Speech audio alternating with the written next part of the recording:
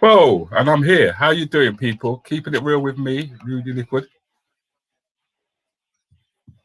Hold on, hold on, hold on, hold on. I've got something playing around in the background there. That shouldn't be.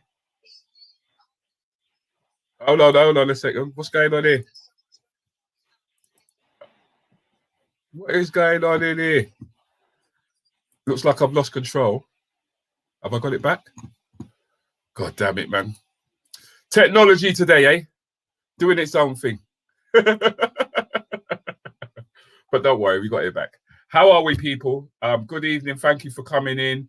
Carol, nice to see ya. Mummy T, good evening. She says going out to Phil and myself. I see we've got Claire in here. Good evening, Claire. Oh, Carol's in the room. Evening all, R&B. Wagwan.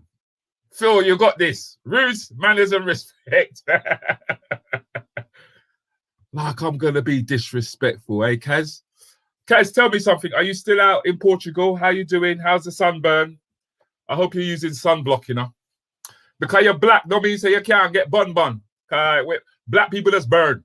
But I tell you the truth. Black people does burn. I learned that the hard way. Good evening, Spice. Spice, you're red skin. You should be even more concerned about the little bit of melanin that you have in you. You understand? But you're browning, so that means you're high priority on the list of when it comes to men trying to shuck out pan you know? But yes, Carol and Spice are currently out in Portugal joining us. Thank you very much. And Tiga has just walked in the room. Blessings all the best, Phil. Look at that. This girl, Phil has got support. Phil is getting support like some of my guests have never had the kind of support that she's already getting. I wonder why that is. Maybe it's because of the way in which the platform, this particular platform, started in the first place. Hold on, allow me to answer this question if you guys don't mind. No bun. Always use protection, yeah? And yes, last day in Portugal, hun. Okay, well, make sure you enjoy it, babes. That's all I can say. Boy, everyone's starting to pass through now. Hey, Rudes. Forgot it was Monday. Glad I has me reminder on. Notifications are always important, as Shugs would always say. Please subscribe to the channel, especially if you are in YouTube, right? And if you're watching this on the relook. Good evening, Natalie. Good evening, darling. How you doing? Good to have you in the room. Good to have you in the room. How are you? Did you enjoy the day out? How did some of you lot spend the day? Because, you know, when we say a little bit of sunshine, we got to go and grab it. I always say go and grab that little bit of sunshine. Because, like, tomorrow, you know us in the UK, you know what our weather's like. We need a roof. That's what we need in this country, a roof. Where we have total control to that thermostat. That's what I always say. I'm going to... I haven't got a collage today, ladies and gentlemen, so you're going to have to cuss me for that one. Yeah. You're going to have to cuss me for that one. But I do have this.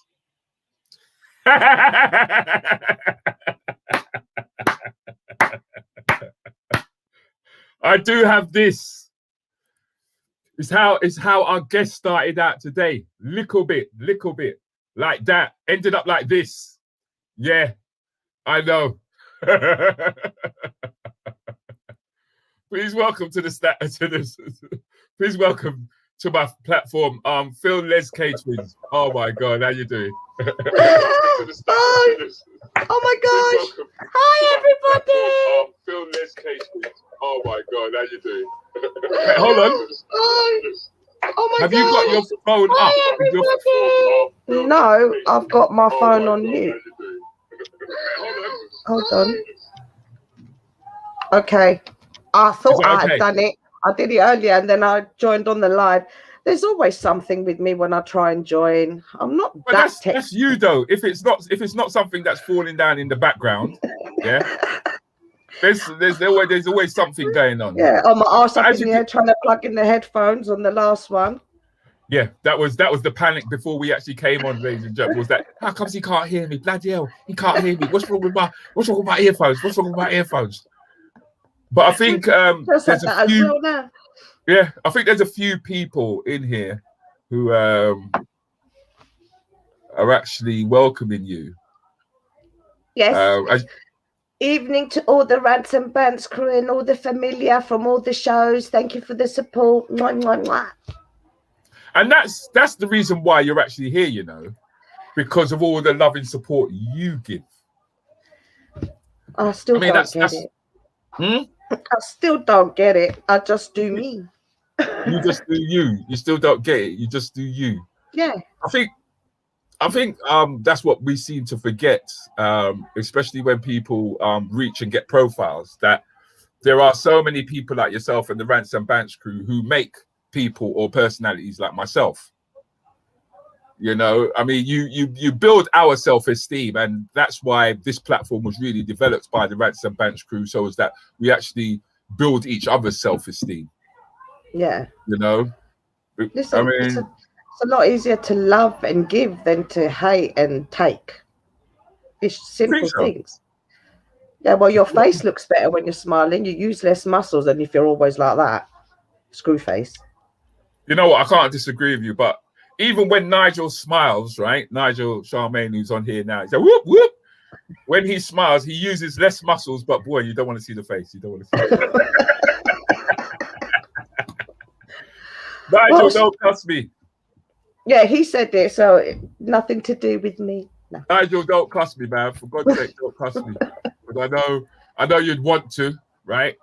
And it's almost like I've left the door open for you to cuss me, Nigel, but don't. All right, hold on. What am I doing at the moment? Well, while he's trying to figure it out, cheers, everybody. I'm on the toffee vodka. What are you drinking there? Toffee vodka. Toffee vodka. Can you believe that? Here she is, right?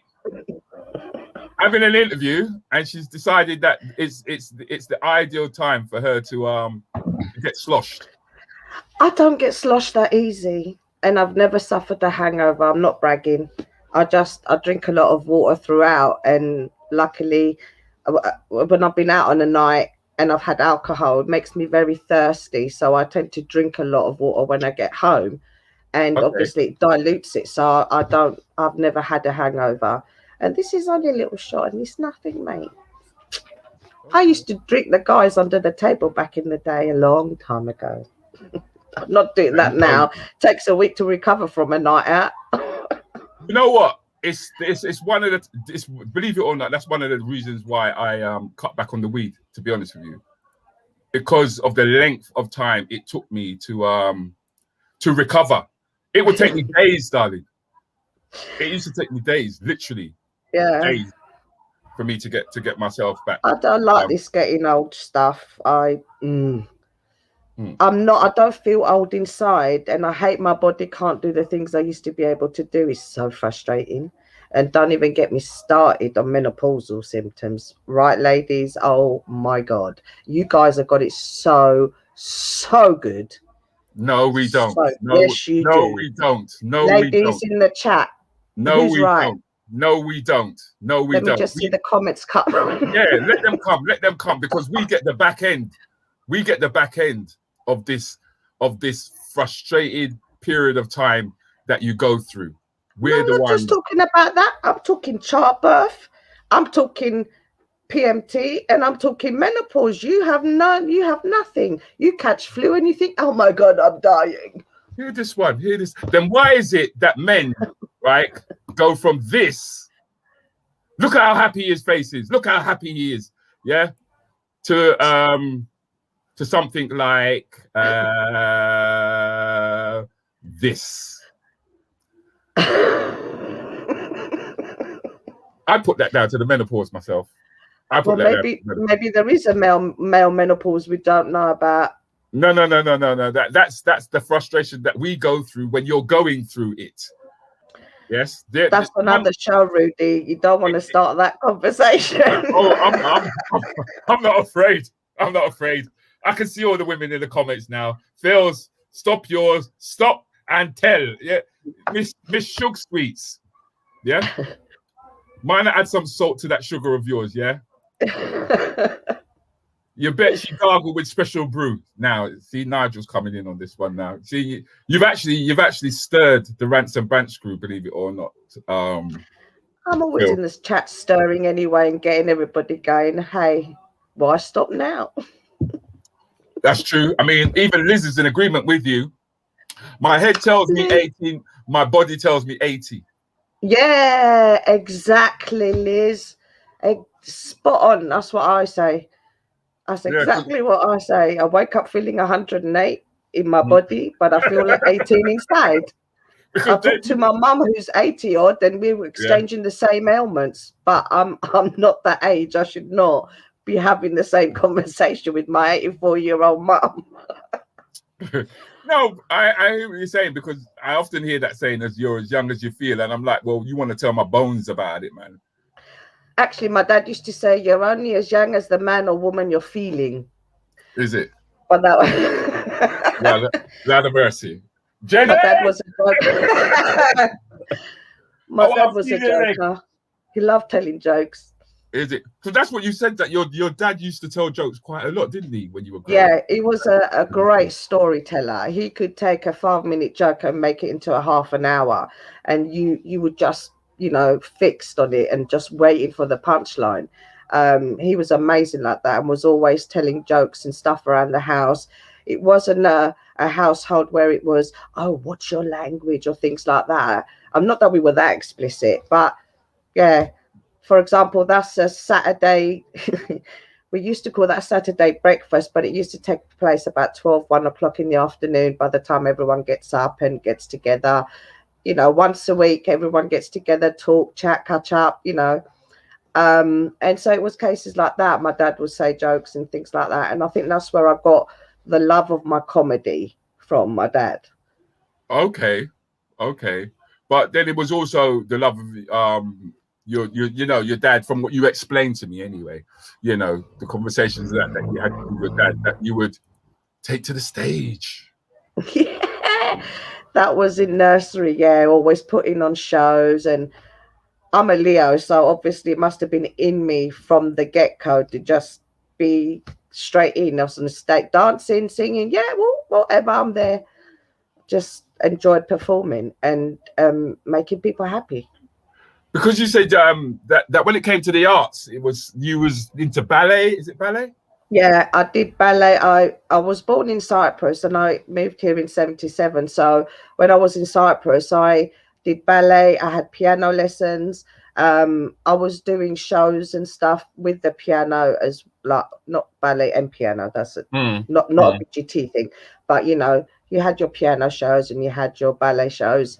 So I was performing, and I wanted to carry on when I moved to England, but unfortunately, I was ahead of the class I was taken into, and it was like the first class where you learn the positions and everything. And I'm like, but I already know all that stuff, and we were taking public transport there during all kinds of weathers. So, what was the point of wasting money to go somewhere to do something I already knew?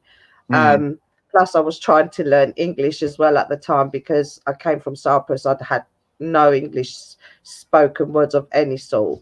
So yeah.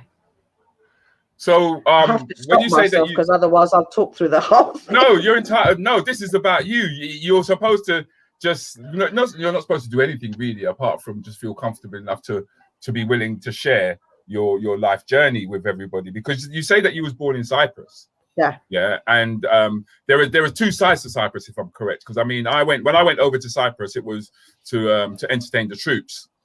Yeah, and that was like when they were coming back from Afghanistan and Iraq, right? And what we had to do then was we had to prepare them for coming back to what they call civilization in the UK. So it was called, what did they call it? Debriefing. It was like a debriefing. We had to debrief them.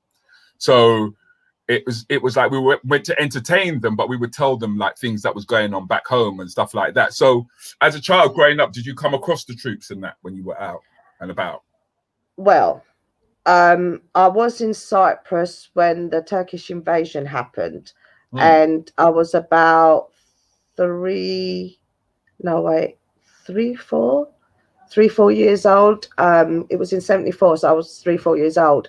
I have flashbacks of things like, obviously it was summertime, we were on holiday, we had driven down to Famagusta, where the beaches are lovely there, but now that's on the Turkish side of Cyprus.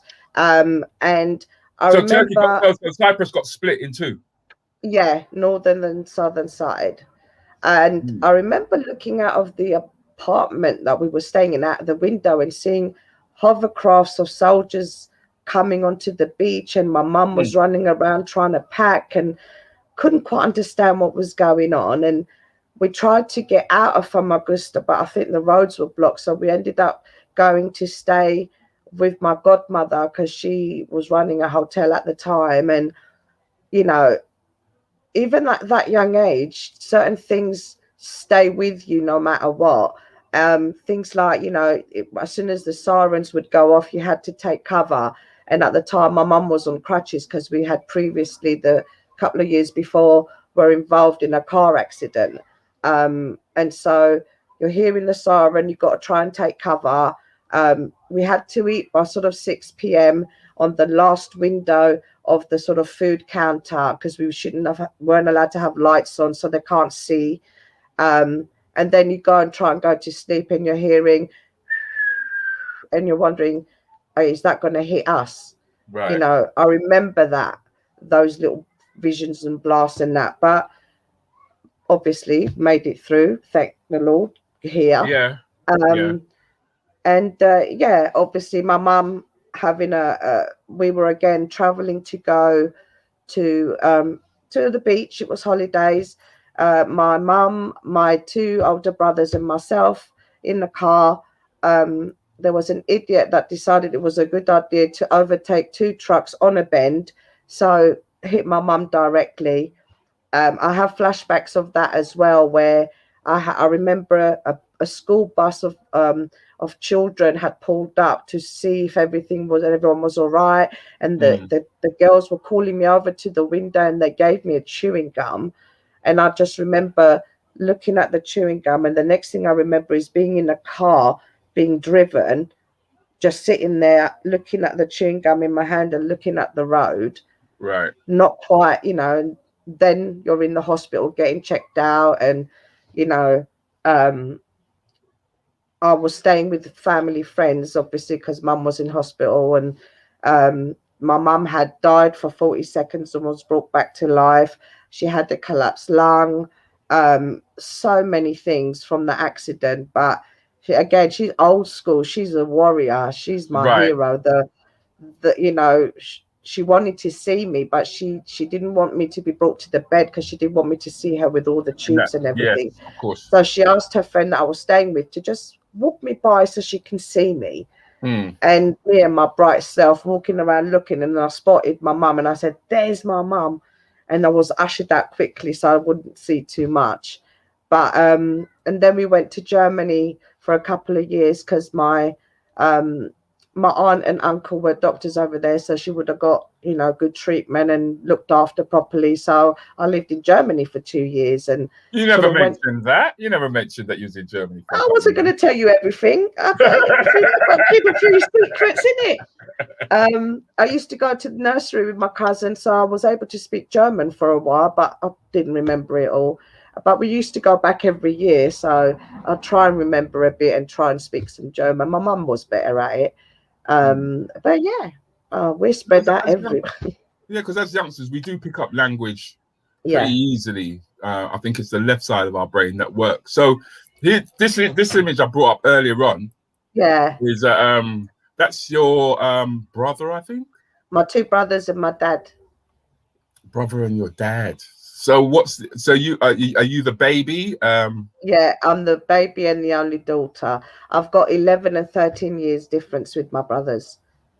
Whoa. Yeah. Whoa. So you were heavily protected, in other words. Yeah. It's funny though, because like my older brother would tell me off and I'd get upset and I'd go and find my younger brother and go and hit him and go, because I was upset with my other one, but so but I was very lucky and very blessed. I was brought up in a loving home, both parents. we love each other. We're, you know, good family. I mean, I like. I'm not gonna lie. I love it when I see strong family values. Yeah. I genuinely do, because this type of setting is missing from a lot of households nowadays, because life is so fast paced, and also we're encouraged to use the app Just Eat. You know, there's so many things wrong with society now. I can't even begin. From, you know, tech is good to an extent, but it's made us so lazy. We don't remember phone numbers anymore. We don't remember addresses anymore. You know, some people don't remember their own phone number of their phone. You know, we used to remember numbers and addresses because we had to, you know, and then technology came along making everything easy, you know. And like you said, it's all about Just Eat, delivery, whatever, you know, ready meals, takeaways. What happened to being in the kitchen with your gran and your mum, learning how to cook, be it a boy or a girl, to learn the basic things that you're going to need as a young adult when you will live on your own, learning to iron, learning to cook for yourself, you know, basic stuff. But, you know, now society, you've got kids having kids. How are you going to teach your child when you're still learning? You know, there's so much wrong with society. The love of community and looking after everybody and helping each other out, gone. It's all about self. Well, you know, they're not my kids. I don't care. Well, you should care, because they're kids. Everyone, and especially with what's going on now, you should look after all the kids. That's the future. and that's what I'm saying. That's what I kind of like about it. I mean, I've got a question in here that I'm going to show you in a minute.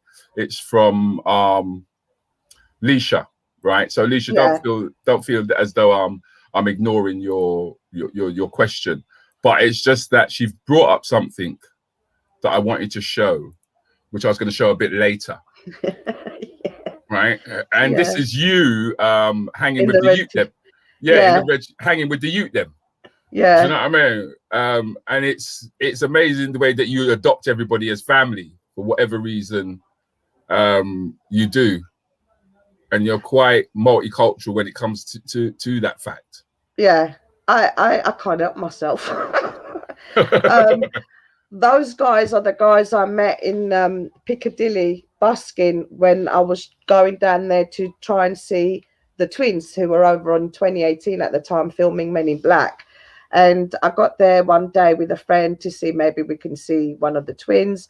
And we were there early. The buskers were out. So I'd got my phone out and started filming. And I was just loving what they were doing in the way of dance, like their different genres and movements and stuff. And I'm like, we got some talent in this country. You know, these guys are good. I want to film, and I have a YouTube channel, so I wanted to film. And hold on. Did you say that you have a YouTube channel? Yeah. And okay, that came about. Wait. Yeah, go on. Tell us about that YouTube channel. Well, that kind of came about because I was filming a lot of LesTwins stuff, so I wanted to post it and share it with all the fans. So or anything dance that I like as well. So I lost my train of thought, Rudi. No, that's okay. No, that's okay, because I mean, what most would throw you, we weren't really meant to be here so quickly. But the point is that one of the questions that did come up in the comments from Leisha was, how come the surname LesTwins? So when I came across the twins in 2008, blew my mind. My first dance loves were the Jabberwockies. If you watched America's Best Dance Crew, they won excuse me, the first season. Amazing. They're the ones that wear the white masks.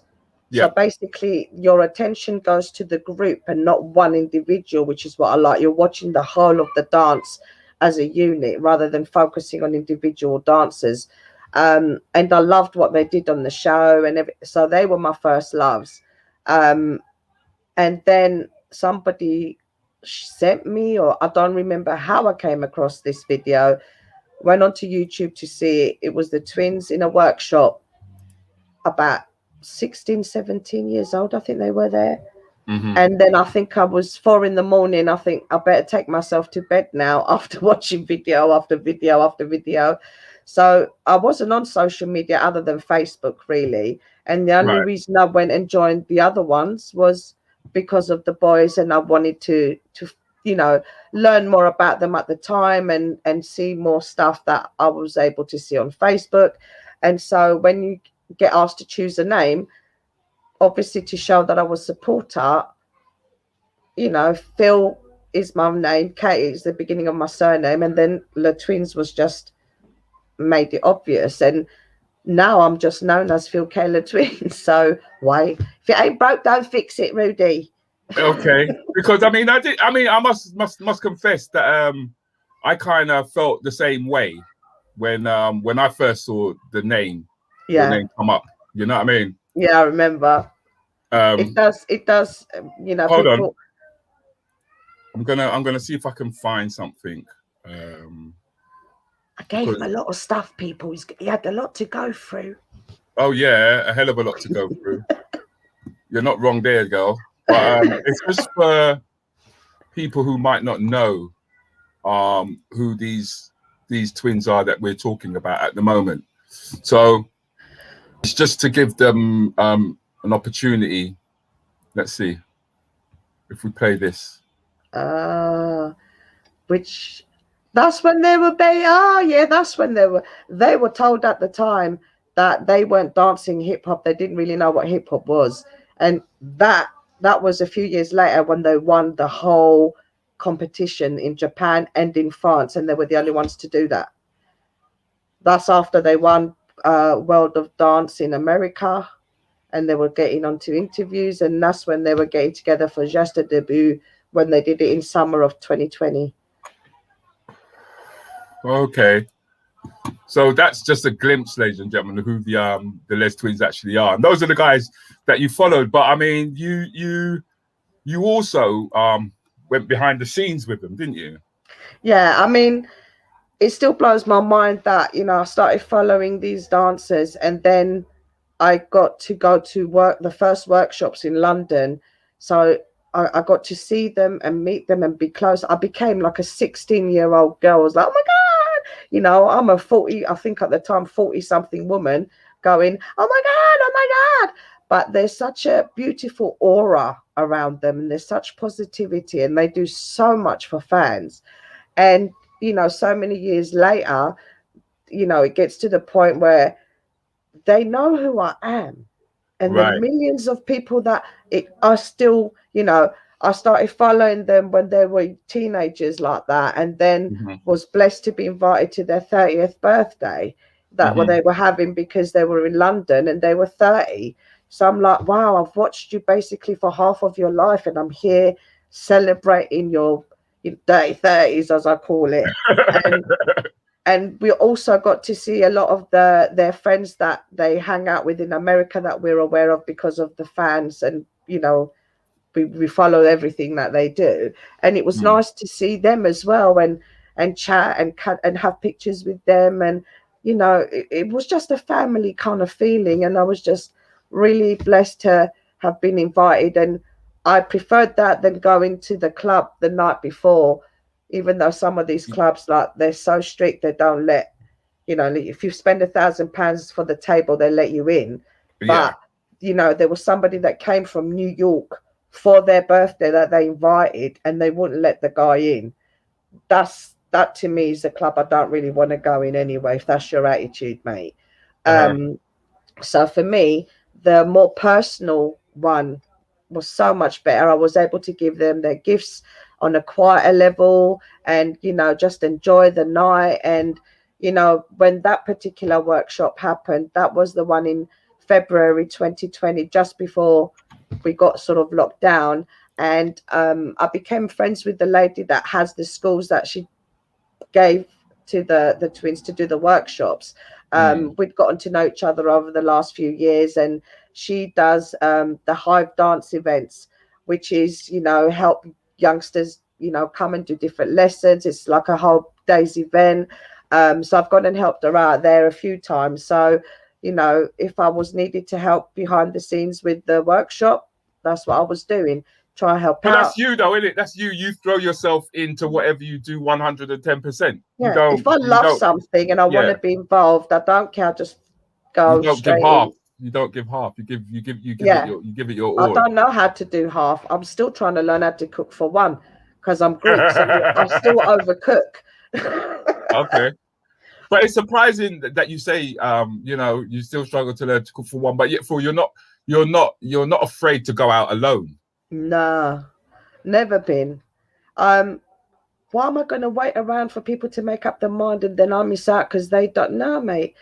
Like I was saying to Rudi yesterday, I remember going to a Snoop Dogg concert in Brixton, and it was Spot the Little Greek Girl in the crowd. Just me by myself Yeah. amongst an ocean of, and then I got inside and was approached by a couple of guys. They were really happy, and they're like, "Oh, you're here by yourself?" And I'm like, "Yeah." And they were like, "Oh, come join us." They were from America. They had drinks, cake. So I ended up being at the front by the stage, drinking, eating cake, and having a great time. I would have missed out on that if I didn't go because people didn't turn up. So even with my comedy shows, if they're local and I can get there, I'm not going to hang about for people to say, yeah, I don't know, whatever. I was like, well, I've booked my ticket. I'm going, and see you there if you turn up. Yeah, that's how I find that you are. But then the thing is that I guess being the youngest child and being spoilt in that sense. I mean, even to the point where a play was literally written based around your Yeah, I personality. was a spoiled little bitch. My mum's best friend used to say to her, as much as I love that you're coming over, she goes, the fact that you're bringing that dragon of a daughter of yours to play with my son. Oh no. I used to not let him play with his own toys. Is it? Oh no.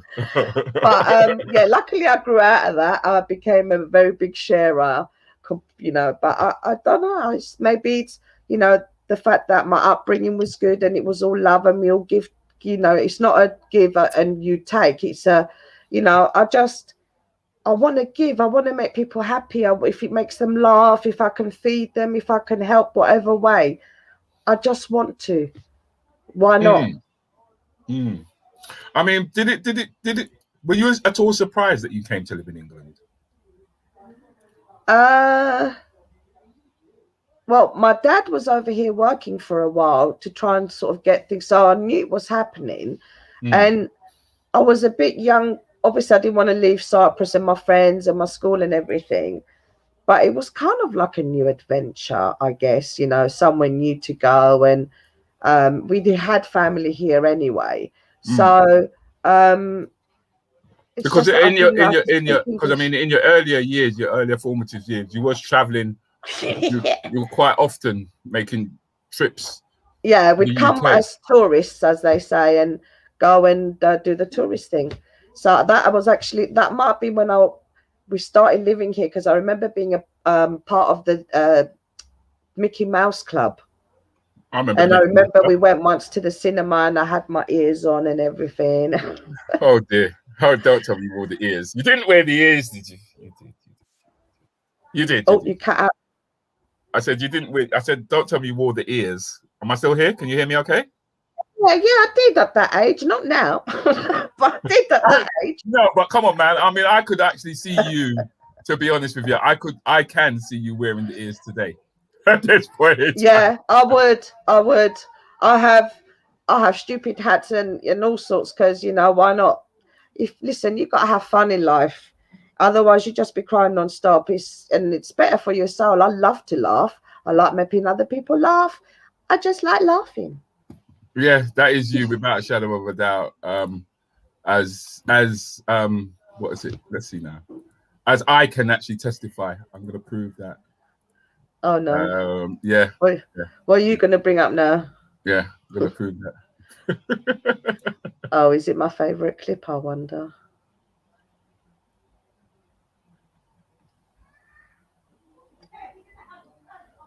Oh, it's not working. You're just a nutter, mate. It didn't come up. I didn't see anything. Come up? No. Did anyone else see anything? Oh no! Hold on. Let me fix this. Right. If I take that away. Yeah, and then. Right? And then if I do this, then they might see when you. I mean, you're worse than Leisha. Is the best I way. love this. Oh, the sound isn't on. But basically, that's my best friend saying, "This is what plastic surgery looks like," and then I run in going, "Oh!" Oh dear. It kills me every time I watch it. I love that filter, and I don't have it on my phone. Mm-mm. But You said, yeah, by the way, you did say that you did the touristy thing while you were here.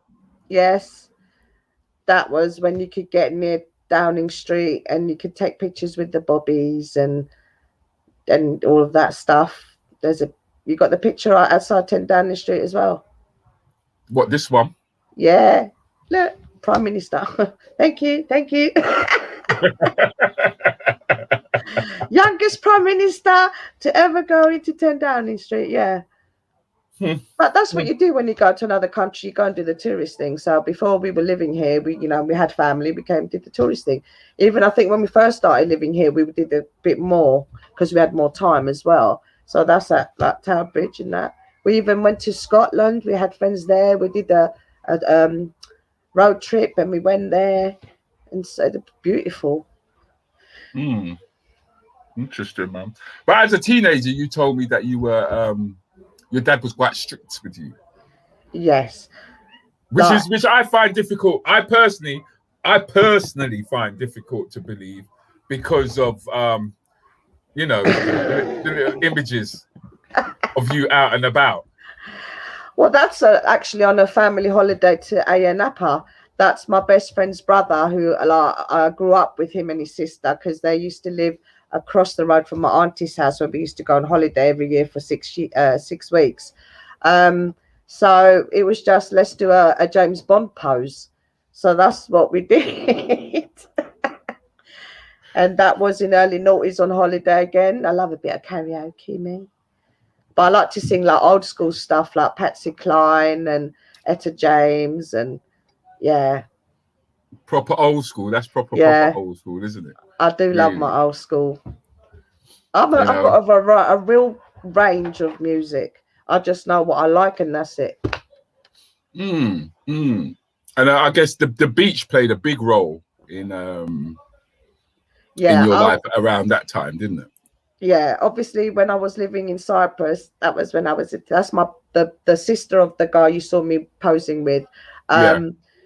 Obviously we lived there until 77. So obviously, holidays were at the beach all the time, family outings and everything. So I'm really a water baby. Loved being in the water, was very athletic, backflipping.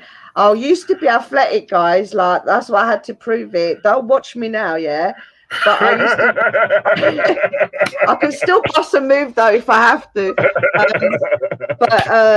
Yeah, it was always about backflipping, playing beach volleyball, or being in goal in the sea. Playing racquetballs. Yeah, that's with family and friends. We'd take picnics and water and water coolers, and just that's going up to the mountains, the Troodos Mountains, where it's a bit cooler, and in the winter it snows up there. Then even not necessarily too wintry, but you can go up to the mountains and it's snow, and then you can drive down and go to the beach depending on when you catch it. So yeah, we used to get buses and that and go on family trips and go for picnics for the day or camping for the day.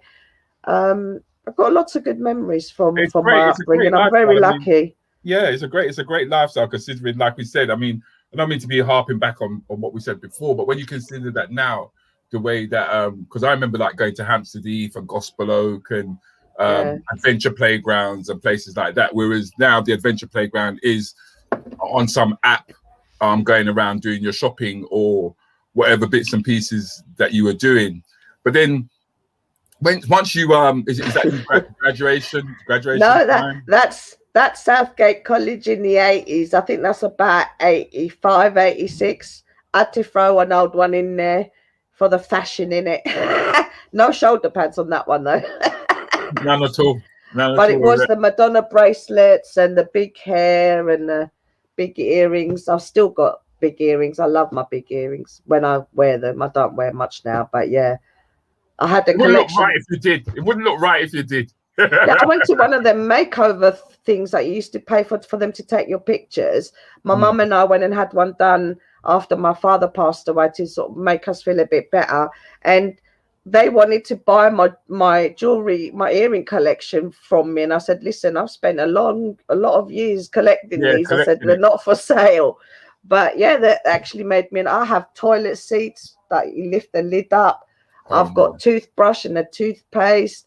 I've got an old like phone that with the digital button. I always used to look out for weird earrings.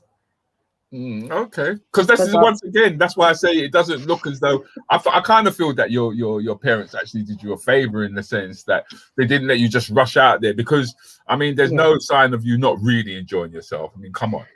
Well, that's sort of in the early noughties. That's the guys there. I used to work with them, and those are their partners. But they were in their 20s, early 20s, and I was in my 30s when I started working there. So, but I've always been a ladette. So I've always been like one of the lads. So I always fit in with guys, and and I was born in '69, so my mind is always quite a lot in the gutter. That's when my best friend with the dark hair, because I don't know if it's left or right. We went to visit my best friend with the blonde hair when she was in Cyprus. My friend with the blonde hair, I've met her in 1986 on holiday in Cyprus, and we still friends now. And my friend with the black hair, I met her clubbing when she was 19, and we're still friends now. See what I mean? You're out there. Look at you. Look at you. Ah! Gotta have a laugh in it. That was probably one of my best friends, one of her goodbye parties. Okay. But yeah, I love a party. You do, don't you? Oh, that was Alton Towers with a group of friends. We went out for the day. We had issues with the van and the exhaust and all sorts, but it was all fun. We had a fantastic time. Because there's quite an interesting period though where you came across that cultural divide that happens with all parents, and even me as a black parent, and that was you deciding to go out with somebody from another culture, which was a black person. Yeah. As you mentioned before, my dad is from the old school, so very, very strict. It was all about kind of stick to your own kind of thing. My mum was a little bit lenient, and I happened to fall for somebody who was, dark. And the thing is, for me, even in Cyprus, even when I was going on holiday as a teen and would fancy somebody, would always be with somebody with a dark tan. So I just basically went a step further for the permanent tan. You're melanated. Yeah. And I knew that I would have to make a decision, because obviously I was seeing him in secret. So. And, I was in love with this person. I wanted to be with them. And it came to the decision of, right, if my dad finds out, he's going to kill me.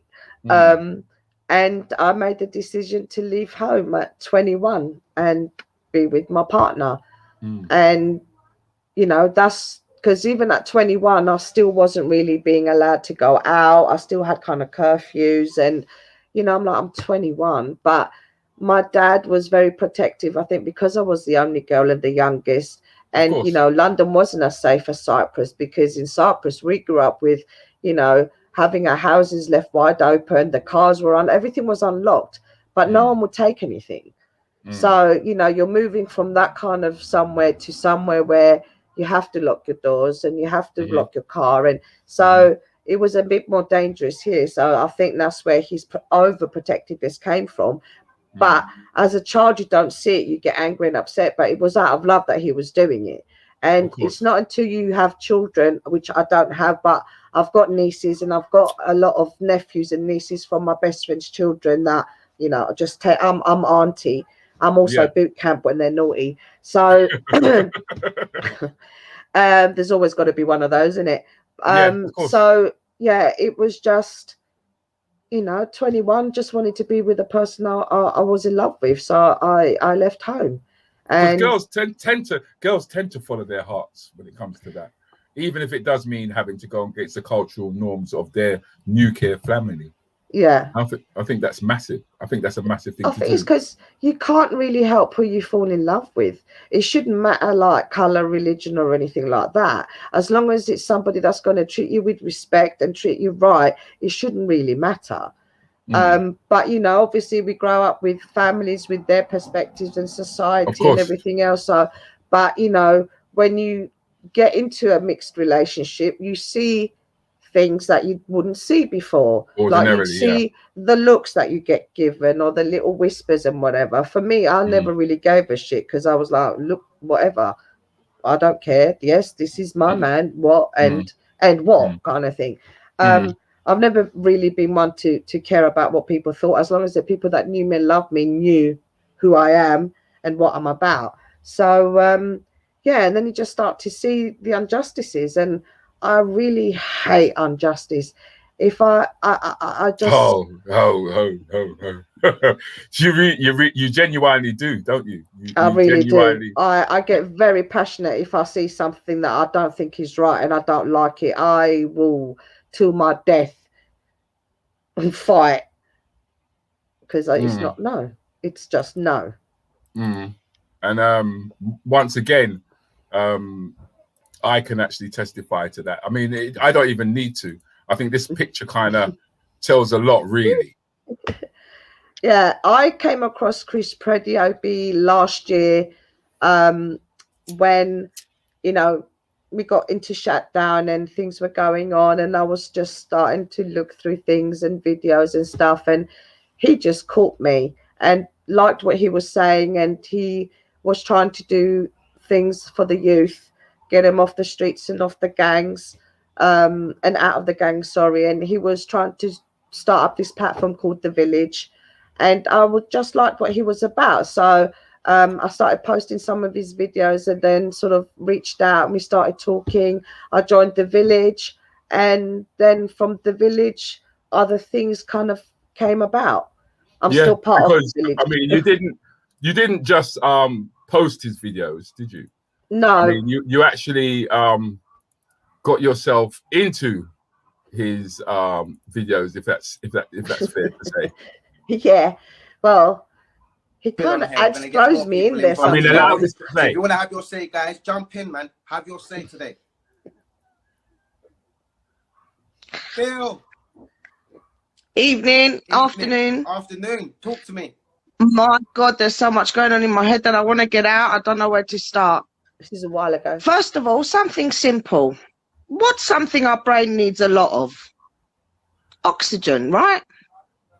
So the mask is really helping with that, people. Think about it. Secondly, something we could do. Everyone's paid their car insurance, didn't they? But how much has actually everyone used their car this year? Thank you. How about everyone ask for a reimbursement? Thank you. Bow, and then crush them. What are you trying to start, madam? What are you trying to start? Because they're going to have to pay you back. You ain't used your car. They haven't let you use your car. So ask for your money back. You're entitled to it.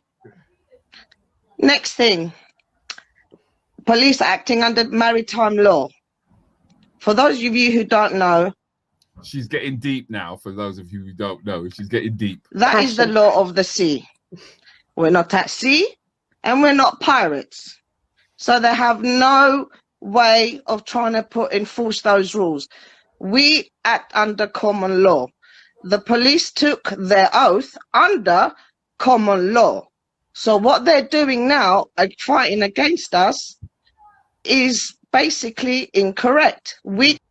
Right. So what I'm going to do, yeah? I'm going to stop the video there before we kick off, yeah? Passion. I get very passionate about things. Some people see it might be anger or whatever, but listen, I'm a Leo. That's why I used to color my hair red to match my temper, kind of thing. But I get passionate about stuff that I feel strongly about. It's just love. But I like your passion, and the thing is that you don't just sit at home and talk about it. A lot of people talk about it. We are at Regent's Park, having our picnic now. We passed the government buildings, told them about themselves. We passed the BBC, really told them about themselves. People are still coming in the park. And if the news tells you it was 10K, it's a lot of bollocks. It's 1 million at least. People are still coming into the park. Oh, there's one popo. You should be out here fighting. Oof. It's been a great day though. The turnout, brilliant. To see faces and smiles and happiness. And everyone wearing masks looking miserable and really down. I mean, I remember watching you on one of the marches, and I was like, I can't see. Turn the kit out. My neck was craning. I was like, what's going on? Yeah, us going to freedom protest. That was the one on the 15th of March, and the cast was like it was going to be overcast. And it was supposed to be thunderstorming, and that didn't stop no one coming out. The weather held out for us. It only rained for about 10 minutes when we reached the park, and then the sun came out, and it was like being at a festival. You know, the grass was a bit muddy, as you could hear. There was all different tunes. We had Bob Marley over there. We had Garage over there. It's the new going out, you know, and everyone is really happy, and the love. It's such an uplifting experience when you're around so many like-minded people. And there was another big one on Saturday, but you wouldn't know because mainstream ones show you anything. No, they were showing the Manchester City versus Chelsea game. All about the football, you know. Everything is so dangerous, but all these contact sports is still okay to go on.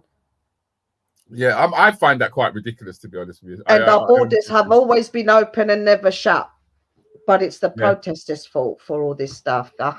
So, even though, I've become kind of an activist in my own age, but even with my mashed up self, I'll go down there, I'll walk for 4 hours, I kill myself, come back to my house in the evening and die for the next few days. But it's worth the pain. It's worth it. It's not just about us. It's about the future. The future is the children. Like Whitney said, I believe the children are our future. The children are our future. We have to protect them by any means necessary. Be it get them out of gangs, stop knife crime, getting them kidnapped, whatever is going on to do with children, the child trafficking. We have to stop it. And if the government won't take charge and won't do anything, it is down to us as individuals and within community to get together and put a stop to all of it. Can't be waiting around for other people, which is now a lot of new platforms are being set up where things are going to be done in the communities, and we've got to do for ourselves now. Forget waiting.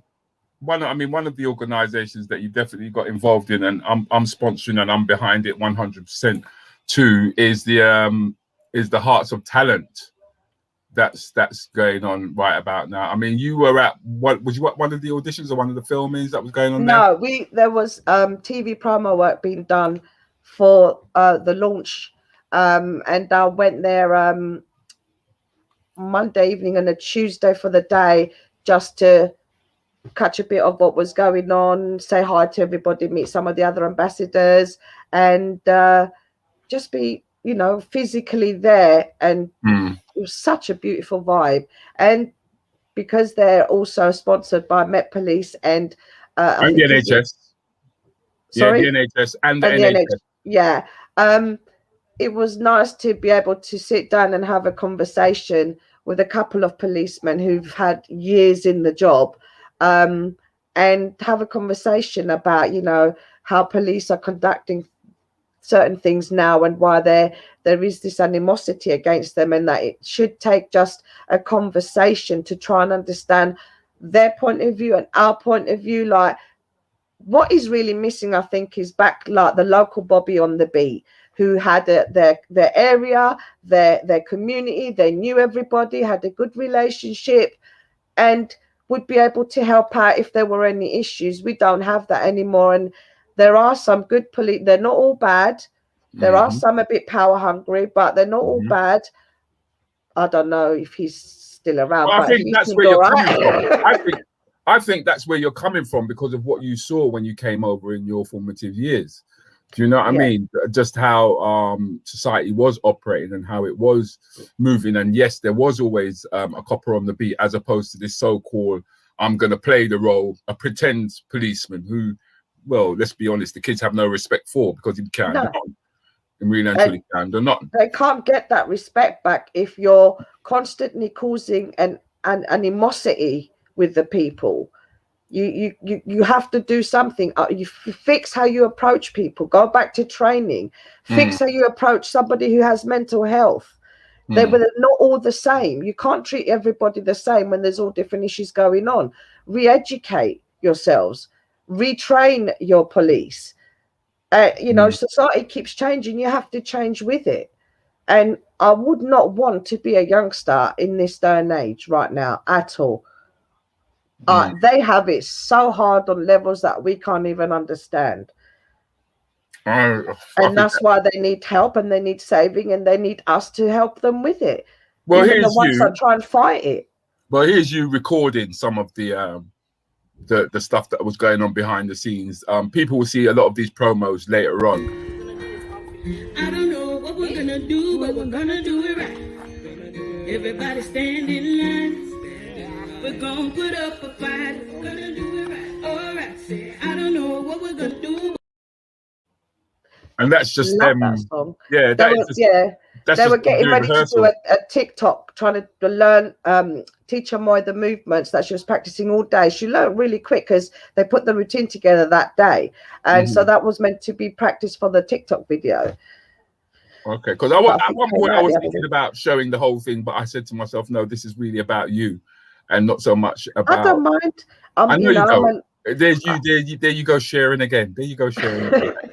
But it's a great cause. Again, it's helping the youth to give them, you know, back in our day, we had youth clubs. We had somewhere to go, even though I wasn't allowed out, but something to do.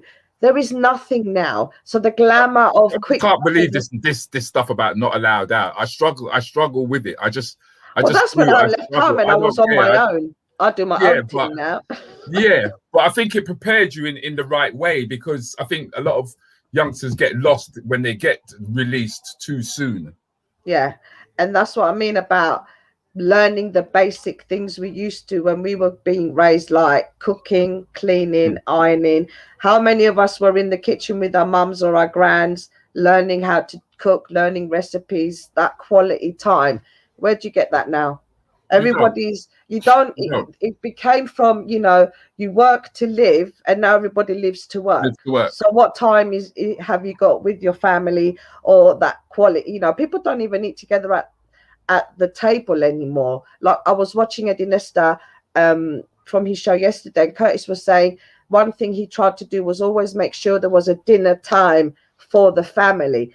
There is none of that anymore. It's takeaway, it's quick ready meals. And but in my household, to be honest with you, it's my daughters would go in their separate rooms.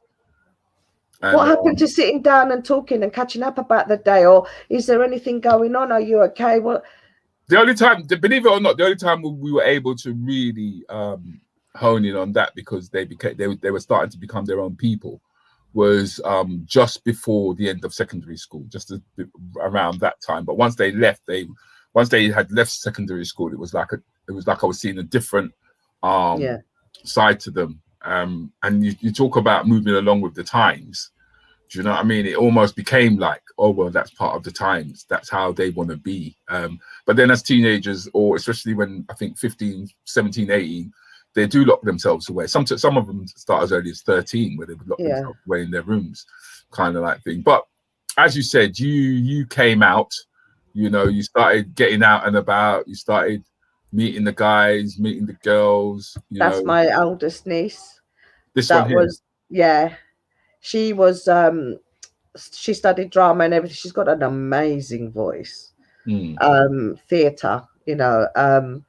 And so I would go to watch her perform and that. And the minute she came on stage, before she did anything, I was just like, oh, I was so Mhm. bad. I sobbed. So like I'm a crier as well. Okay. I'd be watching Neighbours and I'd be like, oh my God, that's so sad. But I guess it's Oh. one way of my emotions coming out, I suppose. I don't know. But if I want to cry, don't stop it. Better out than in. Sometimes a good cry is good. That's true.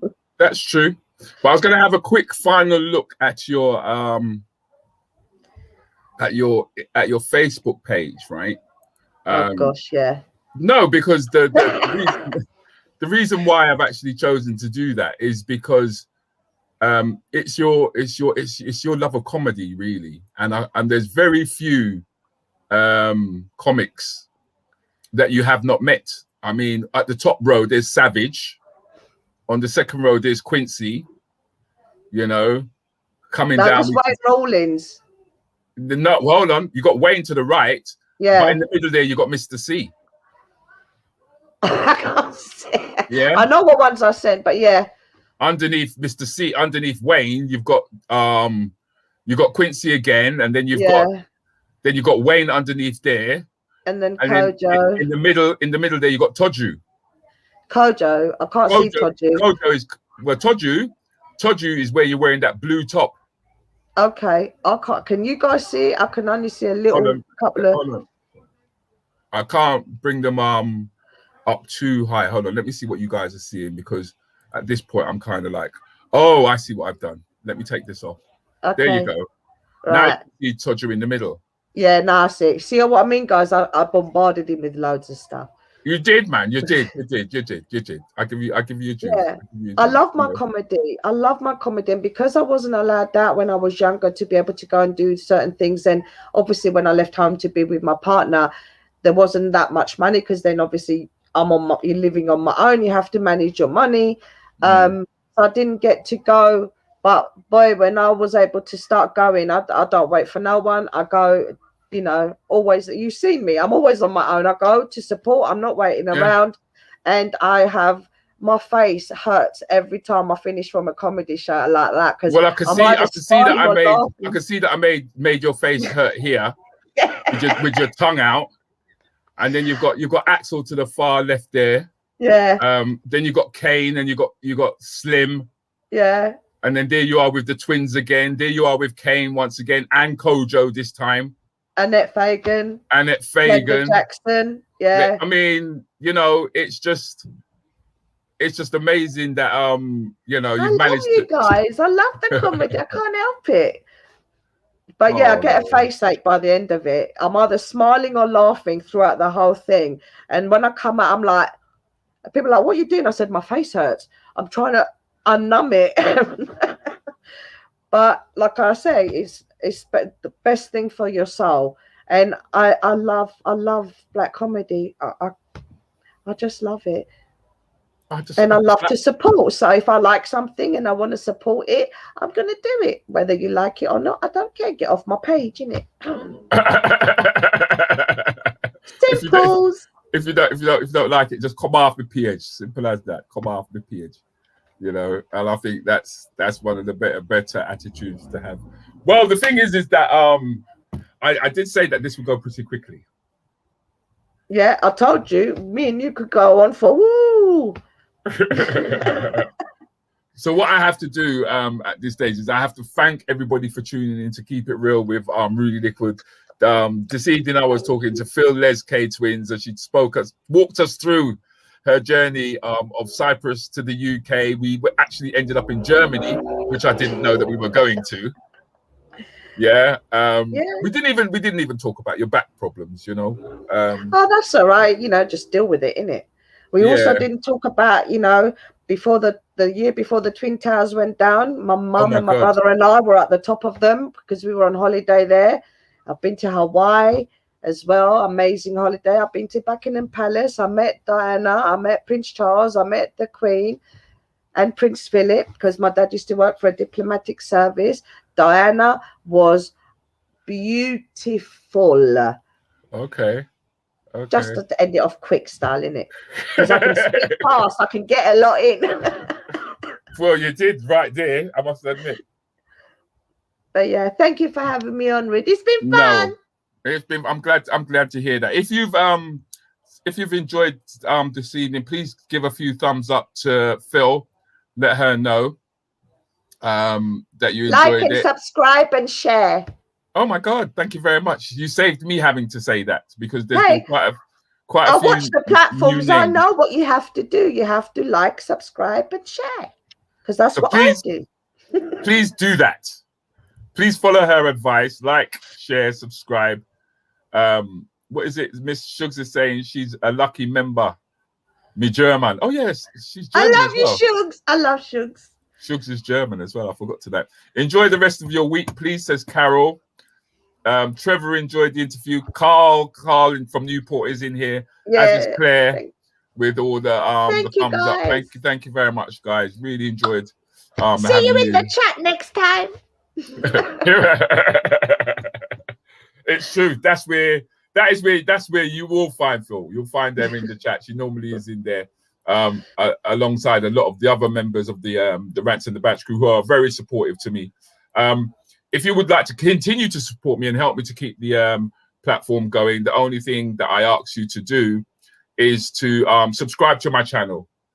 Subscribe to the channel and also go on www.liquid.go.uk where you will find some merchandise that you can purchase. It helps me to keep it going. Don't talk about the merchandise, Rudi. No, I'm going to talk about the merchandise. We could talk about the merchandise afterwards, okay? Because I know you have things to say about that. But it's the first week, 2 weeks that I've had it going, so there are a lot of teething problems that I do have to sort out. And with your help and your coordination, and I'm sure that I will get it sorted. The thumbs up are definitely coming through for you. Phyll was scared about actually coming with what's that? Mad uncles. Mad uncles. Oh yes, that's right. Let's not forget Wednesday night. It's anything goes podcast. That will be on at 10 o'clock. It's for adults only, by the way. I sent my question in. Can't wait. And you sent your question in. Excellent. It's for adults only. Trevor White from the Rants and Bants crew will be on it. We'll also have Julie Jules, who is a great singer, and also House Party Queen will be there. And no doubt, as you guys already know, Mr. DJ Countryman and also the Shoe Doctor will be there. So please join me for that. But once again, thank you for joining me. Phyll, thank you for joining me, and thank you for joining me. Thank you. It was fun. I had a really good laugh. With Rudi Lickwood, the topical interactive chat show, every Monday night, 8:30 p.m. with special guests and you, the audience. Comedy with Rudi Lickwood. This event is brought to you by Comedy Hotspot. Don't forget, keeping it real with Rudi Lickwood.